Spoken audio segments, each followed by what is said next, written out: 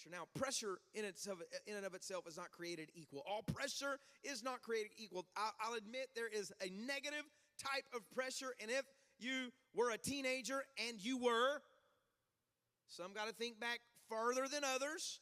If you're raising teenagers, you know this. One of the types of negative pressure that exists in our world is called peer pressure. This is a negative influence to get someone to do something that they should not do. There's another type of negative pressure that we are probably all familiar with in some way, shape, or form, some more than others, and that's sinus pressure. Anyone have allergies? Sinus pressure. And it can cause you to be miserable.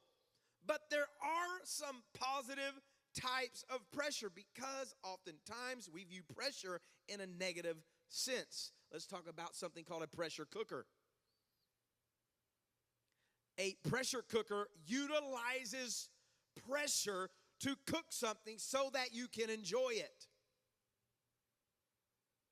Now, I've never heard someone use the term that feels like a pressure cooker in a positive way, but a pressure cooker is something that's meant to be positive.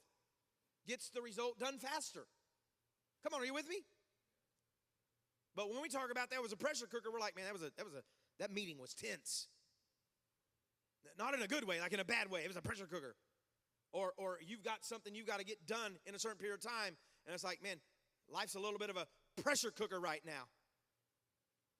But that pressure is actually something that's meant to bring about good. There's another type of pressure that you don't wonder about until it's not there. Tire pressure. You know, you could get the best tire they make. I mean, I don't know, what's your brand? Goodyear? Are you a Goodyear person? Michelin? Bridgestone? What is it?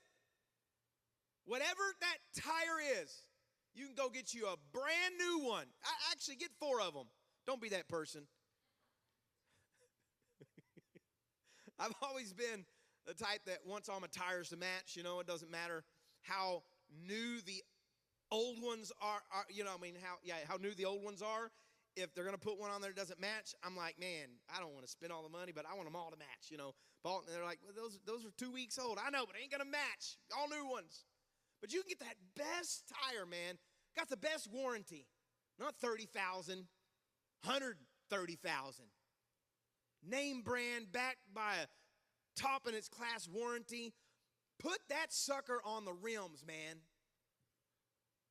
I mean, they're going to put it on the rim, put it on the car, tighten those lugs down. I don't care if you do it manually because you're old school and that gun's not going to work right, or if you got you an impact either by air or battery operated.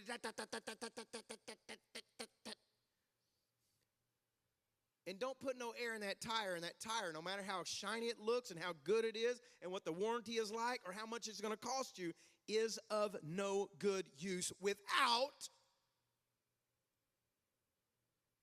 pressure. Just like a tire, a ball works based on pressure, right?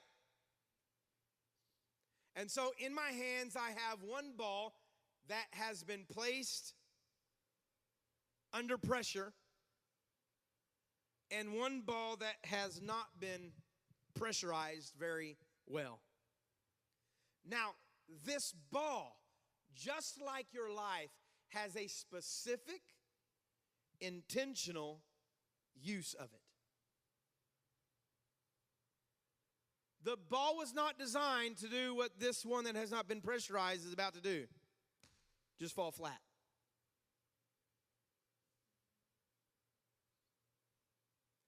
The ball, because of pressure and pressure only. It doesn't matter what the designer intended. If the pressure is not applied, the ball cannot function the way the ball was created to function. And so in your life, if Jesus isn't going to escape the pressure, neither are you.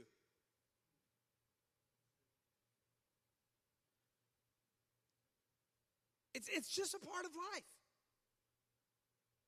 And we've got to let God use the pressure. Now listen, too little pressure, that's what we like. We like, okay, fine. Okay, preacher, you convinced me.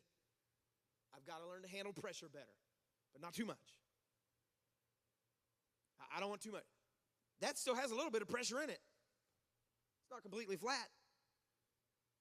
But even with a little bit of pressure, you cannot use that ball for what it's intended to be used for.